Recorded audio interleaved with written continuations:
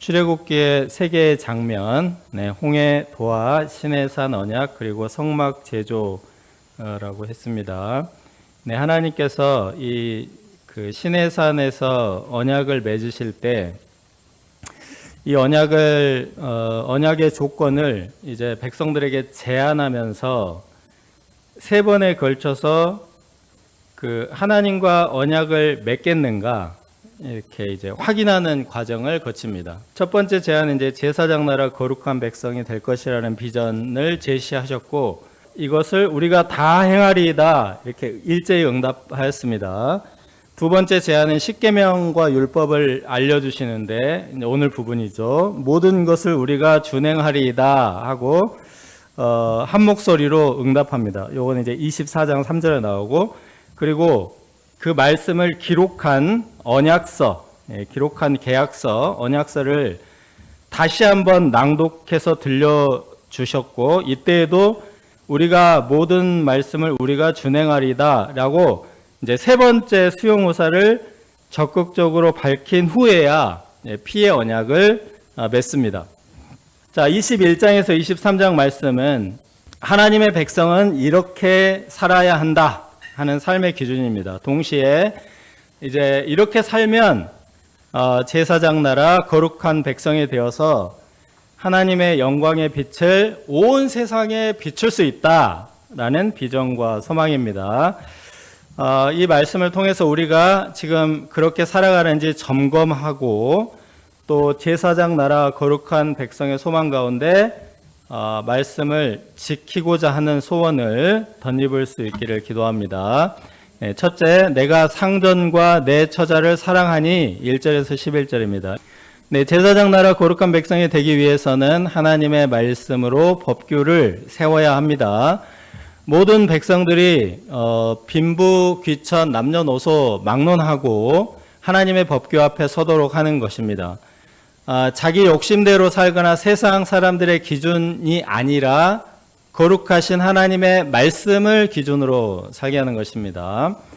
하나님 앞에 세울 첫 번째 법규는 놀랍게도 종에 대한 보호법입니다. 2절에서 6절은 남종에 관한 법입니다. 사람이 종으로 팔려가는 이유는 아주 매우 큰 빚을 졌거나 아니면은 굉장히 큰 죄를 져서 몸을 팔아서라도 그 부채를 이제 갚아야 할 때입니다. 그런데 그렇다고 할지라도 최대 6년까지만 종으로 부릴 수 있고 7년째에는 자유를 주라고 하십니다. 6년 만에 빚을 다 갚을 수 있을까요? 네, 다 갚을 수 없겠지만 6년 동안까지만 종으로 부리도록 제한을 하셨습니다. 나머지는 탕감해버리라는 것입니다. 내가 히브리 종을 사면, 히브리 종, 이게 익숙한 단어입니다. 이스라엘 자손들이 불과 3개월 전까지만 해도 애굽에서 히브리 종으로 불렸습니다. 하나님께서 애굽을 초토화시키시면서 10가지 재앙을 내리시고 그들에게 자유를 얻게 하셨죠. 하나님께서 그렇게 구원하신 백성들이 다시 종이 된다. 이건 이제 있을 수 없다는 것입니다. 그래서 아무리 죄를 짓고 빚을 많이 져도 6년만 종으로 살아라. 제안하신 것입니다. 자, 그런데 자발적으로 종신토록 종으로 살아가는 경우가 있습니다. 4절을 보시면 상전이 그에게 아내를 주어서 이제 가정을 이루고 자녀를 낳았을 경우에 6년 후에 자유인으로 풀려날 때 이 아내와 자녀는 상전의 소유이기 때문에 데리고 나갈 수가 없습니다. 이때 그가 자유를 포기하는 경우에 종신토록 종이 됩니다. 그 외에는 이제 6년만 종이 되고, 재판장과 많은 증인 앞에서 내가 내 상전과 내 아내를 사랑하노라. 전 굉장히 로맨틱하네요. 그죠? 하고 종신토록 이제 종이 되는 의식을 행합니다. 자, 이제 여기서 종신토록이라는 말이 이제 약간 그 오해가 있을 수 있는데, 이것은 종이 죽을 때까지라기보다 상전이 먼저 죽을 경우에는 자유롭게 되는 겁니다. 종이 먼저 죽이면 이제 종신토록이 되겠죠, 실제로. 소나 양에다가 표식을 다는 것처럼 종의 귀에다가 구멍을 뚫고 이제 꼬리표를 달도록 그렇게 하였습니다. 자, 여기서도 종이 자발적으로 종이 되는 겁니다. 그러니까 상전이 억지로 종 노릇을 하게 할 수 없어요. 완전히 자발적인 경우면 종신토록 종이 되는 것이 가능합니다. 이 세상에 어떤 법도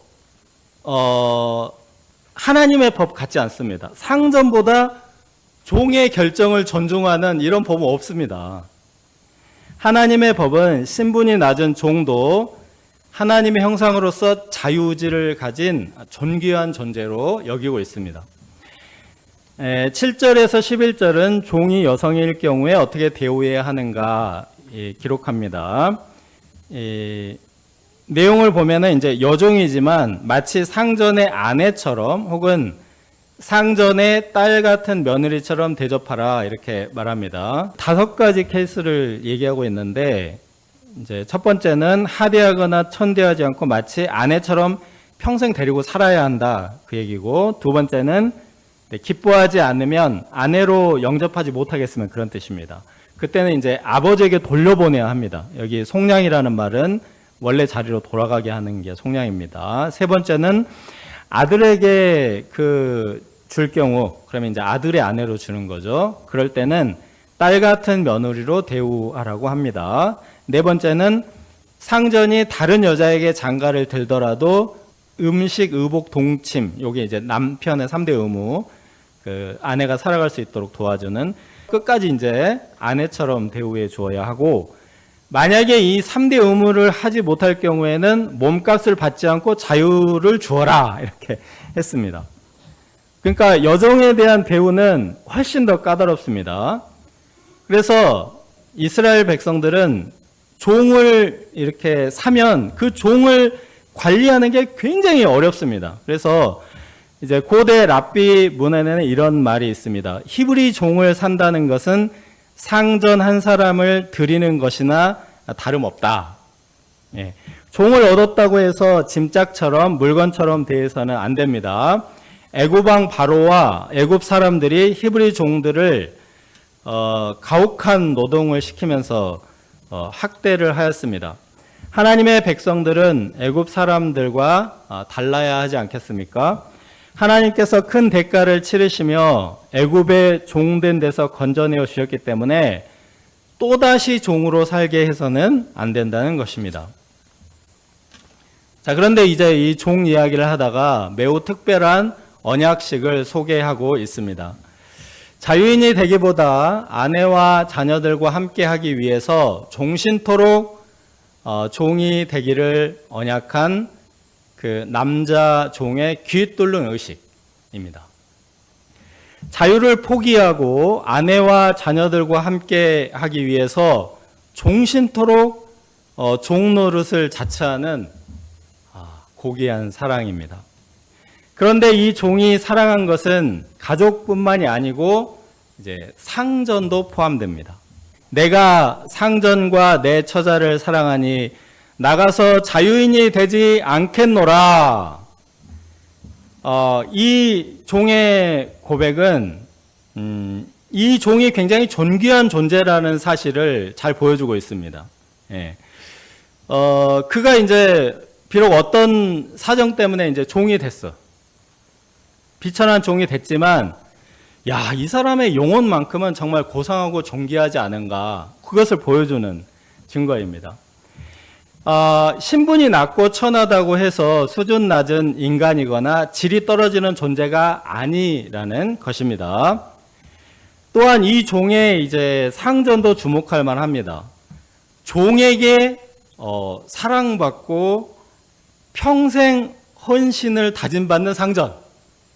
이게 얼마나 훌륭한 상전입니까? 이 종을 막 학대하고 천대하였다면 아내고 자녀고 하루라도 빨리 나오고 싶지 않겠어요?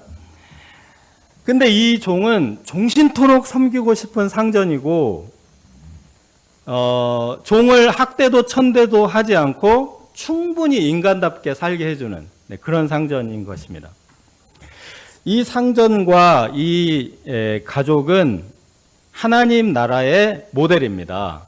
다윗이 이 종과 같은 고백을 하였습니다.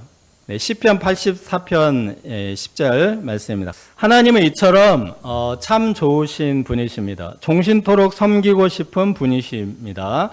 왕이 되고 귀족이 되어서 하나님을 섬기는 것도 뭐 좋겠지만, 그럴 수 있지만 아주 그 문지기, 종 중에 가장 낮은 종입니다. 문지기처럼 비청한 종이 된다고 해도 하나님만 섬길 수 있고 하나님만 가까이 할 수 있다면 그것만으로 충분히 감사하고 충분히 행복한 곳이 하나님 나라입니다.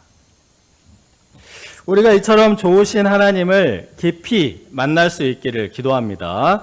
우리 교회와 가정에 이와 같이 좋으신 하나님을 경험하고 이 하나님을 사랑하고 헌신하는 종들을 허락해 주시기를 기도합니다. 둘째, 생명은 생명으로 12절에서 27절입니다. 네, 이 부분은 이제 치는 범죄, 이제 폭행에 대한 법규입니다. 사람을 쳐 죽이면 반드시 사형에 처해야 합니다. 사람을 죽이는 범죄에 대해서는 타협이 없고 엄격합니다. 자, 율법에 이처럼 엄격한 처벌 조항이 이제 종종 나오는데 이제 이런 법규일수록 악용될 소지가 많습니다.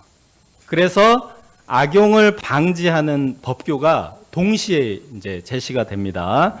13절에 고의적으로 죽인 것이 아니라 하나님이 사람을 그 손에 넘긴 것이라면, 이것은 이제 의도치 않게 누군가를 죽이는 그런 사건입니다.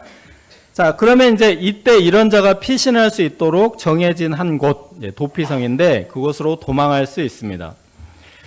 이 사람이 쳐 죽임을 당했다, 이것은 결과는 같습니다. 그렇지만 이것이 고의적이냐 우연이냐에 따라서 처벌이 다르다는 거죠. 결과적으로 같다고 해서 똑같은 범죄자라고 보아서는 안 된다는 것입니다. 10계명 중에 제5계명 내 부모를 공경하라, 이제 말씀을 적용한 계명입니다. 내 부모를 공경하라는 계명은 이제 인간에 대한 최상위 계명입니다. 그리고 인간에 대한 계명인데 부모님을 마치 하나님처럼 여기라, 그런 뜻에서 공경하라고 한 것입니다. 그러므로 아버지나 어머니를 치는 자, 또 저주하는 자를 하나님을 저주하는 자하고 똑같이 처벌합니다.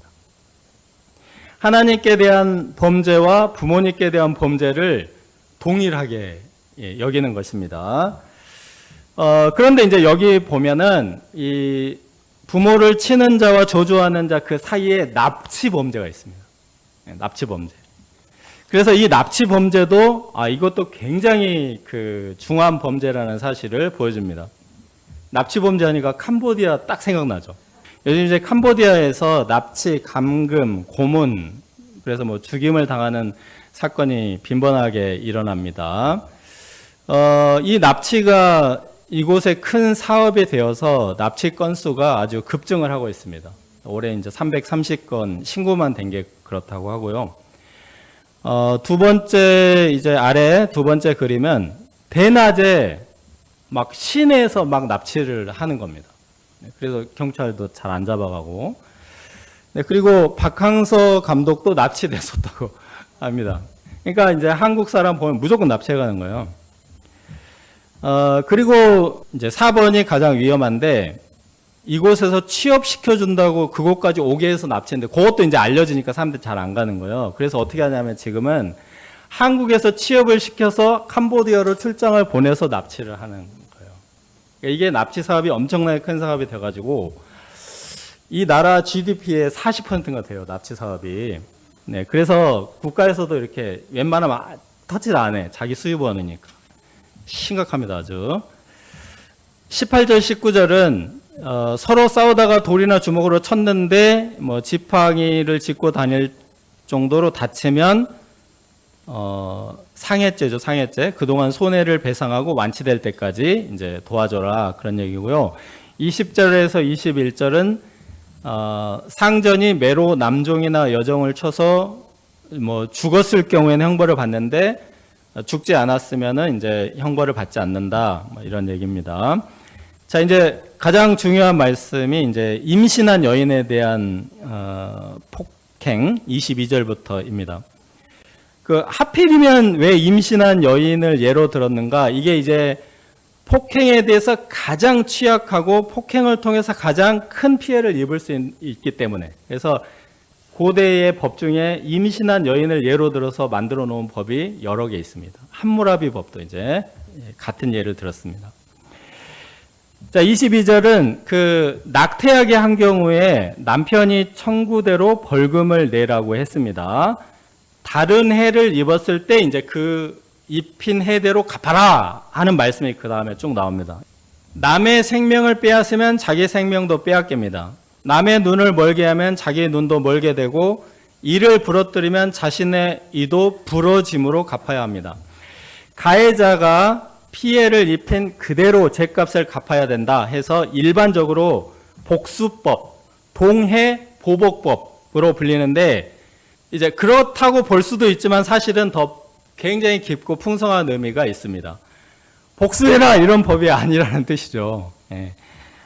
일단 이제 그 다음 26절, 27절을 보면은 상전이 남종의 눈을 이제 상하게 하거나 또 여종의 이를 상하게 하는 경우를 예로 들고 있습니다. 이때도 눈은 눈으로 이는 이로가 아니에요. 이때는 이제 종들을 무조건 풀어줘야 합니다. 만약에 이제 상전의 눈을 망가뜨리고 그 집에서 종노를 할 수 없겠죠. 예, 그렇기 때문에 이제 그래서 일단 이제 이것은 동해보복법이 아니다라는 사실을 보여줍니다. 예, 반드시 막 똑같이 갚아라 이런 의미가 아니다. 예, 그리고 이제 앞으로 다시 돌아가 보면 22절에 임신한 여인 얘기할 때도 임신한 여인을 쳐서 낙태했을 경우 있잖아요. 요거를 동해보복법으로 하면 어떻게 되죠? 그 집 안에 있는 임신한 여인을 쳐서 낙태하게 만들. 그럴 수 없잖아요. 그렇기 때문에 어떻게 합니까? 돈으로 갚는 거예요. 돈으로. 예, 그래서 이 말씀은 동해보복법이 아니다라고 말하면서 앞뒤에다 이렇게 이제 얘기를 해놓고 이 말씀을 주신 겁니다. 그래서 이 법의 취지를 생각해 봐야 합니다. 이 법은 어떤 법인가? 첫째는 평등법입니다. 평등법. 이스라엘 자손들이 불과 3개월 전에 노예 신분이었습니다. 애굽 사람들은 특별한 이유 없이 이스라엘 자손들을 막 쳤습니다. 네. 그래서 오늘 말씀에 보면은 치다는 단어가 정말 많이 나옵니다. 자, 이 동사는 이스라엘 자손들이 별 이유 없이 애굽 사람들에게 쳐맞던 상황을 떠오르게 해요. 같은 단어니까. 모세도 애굽 사람이 히브리 사람을 치는 것을 보고 그 사람을 쳐서 죽이고 미디안 광야로 이제 도망을 갔습니다. 그래서 치는 범죄가 굉장히 만연했다는 거죠. 이스라엘 자손들은 애굽 사람이 쳐서 막 이가 빠지고 팔이 부러져도 보복을 못했습니다. 그리고 이제 혹시 이렇게 생각할 수도 있어요. 상전이 종 때릴 수도 있지. 혹은 이제 더 심하게는 내가 맞을 짓을 했나 보지. 이렇게 생각했을 수 있단 말이에요. 그런데 이제는 피해를 주면은 그대로 이제 당해야 합니다. 이제는 옛날처럼 뭐 종이니까 때려도 되지, 뭐 어디 부러져도 되지, 그렇게 할 수 없습니다. 귀족이나 뭐 평민이나 부자나 가난한 자나 상관없이 모두가 평등하다라는 사실 여기서 보여주고 있습니다. 평등법. 둘째는 예방법입니다. 폭행 예방법. 다른 사람을 때리면 나도 맞는다. 다른 사람을 상하게 하면 나도 상한다. 이렇게 생각하면 폭행을 쉽게 할 수 없습니다. 예방법입니다. 제가 중학교 시절에 학교 폭력을 휘두르던 아이들이 많았습니다. 그들은 이제 우르르르 몰려다니면서 폭력을 자행했기 때문에 얻어맞거나 뭐 돈이나 학용품을 빼앗겨도 애들이 뭐라고 말을 못했습니다. 그런데 한 번은 이제 학생 주임 선생님이 폭행 현장을 딱 목격했습니다. 그래서 애들을 다 불러냈어요. 전부 애들 앞에 다 불러내가지고 이렇게 긴 매로 엉덩이를 막 두들겨 팬 거예요, 애들을. 그렇게 한번 이제 두들겨 팬 후에 교내에서 폭력 사태가 사라졌어요. 완전히 없어졌습니다. 자, 눈에는 눈, 이에는 이. 이것은 이제 폭력 예방 법입니다. 셋째는 역지사지의 법입니다. 상대방이 아픈 만큼 나도 아프고 상대방이 고통하는 만큼 나도 고통한다는 사실, 입장을 바꿔서 생각하게 해줍니다. 넷째는 뭐 비슷한데 공감과 동정의 법입니다. 상대방의 아픔과 고통에 대해서 무관심할 수 없게 만드는 겁니다. 다섯 번째는 복수를 허용하는 법이 아니라 보복의 제한법입니다. 내가 이가 하나 부러지면 하나만 부러뜨리고 싶습니까? 5개 부러뜨리고 싶습니까? 네. 5개 부러뜨리고 싶단 말이에요. 한 대 맞으면 10대를 갚아주고 싶어집니다. 이처럼 감정적으로 보복하지 말고 피해 입은 사실에 근거하여 눈에는 눈, 이에는 이 딱 그만큼만 갚아야 한다. 네. 복수의 제한법입니다. 마지막으로 인간 존중법입니다. 사람은 저마다 끔찍하게 자기를 사랑하죠. 누구보다 나는 존중받고 사랑받고 보호받기를 원합니다. 바로 이 말씀은 타인도 나처럼 존중받고 사랑받고 보호받기를 원한다라는 사실을 생각하게 해줍니다. 눈에는 눈, 이에는 이. 이 말씀은 인간 존중법입니다. 눈에는 눈, 이에는 이라고 불리는 이 법은 사실은 그 큰 전제가 생명은 생명으로입니다. 인간은 전인격적인 존재라서 눈이 다치면은 눈만 다치는 게 아니라 생명이 다치는 겁니다. 이가 부러지면 이만 부러집니까? 그 영혼과 인격도 같이 부러지는 거예요. 나의 생명이 귀하고 내가 인격적으로 대접받고 싶은 만큼 다른 사람을 존중하고 사랑하라는 생명의 말씀입니다. 예수님은 산상수훈에서 폭력 범죄에 대한 말씀을 더 엄격하게 적용하셨습니다. 마태복음 5장 21절 22절입니다. 화내는 것, 노하는 것, 화내는 거고 라가는 바보라는 말이거든요. 라가라 하는 자, 미련한 놈이라고 이제 욕설하거나 모욕 만으로도 폭력 범죄와 같은 형벌을 받아야 한다라고 말씀하셨습니다. 자, 이것은 물리적인 폭력이 아니라 언어 폭력입니다. 그런데 언어 폭력만으로도 사람을 굉장히 상하게 합니다. 뭐 인터넷 악성 댓글 등 그 언어 폭력으로 상처를 입고 심지어는 자살을 하는 경우도 있습니다. 그리고 실제로 이 언어 폭력은 이제 언어를 폭력적으로 사용하기 시작하면 결국은 물리적인 폭력으로 이어집니다. 실제 폭력이 언어 폭력으로부터, 그러니까 험한 말, 욕설, 모욕과 같은 것을 시작할 때 이미 이제 그 사람은 나중에는 반드시 폭력을 행하게 되는 거나 다름없습니다. 그러므로 우리가 사람의 생명을 소중히 여기고 존중하고 사랑하고자 한다면 말로 때리는 것부터 이제 주의를 해야 할 것입니다.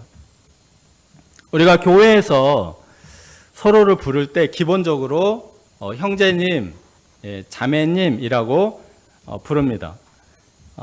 예수님의 피로 맺어진 영적 가족 관계라는 것입니다. 또 우리는 목자, 양이라고 하는데 그 사랑과 정성으로 먹이고 돌보는 관계를 반영하는 언어입니다. 형제님, 자매님, 목자님. 생명을 살리는 아름다운 언어들인 것 같습니다. 우리가 세상 어느 것보다 생명을 귀히 여기고 인격을 존중하는 교회와 신자가 될 수 있기를 기도합니다.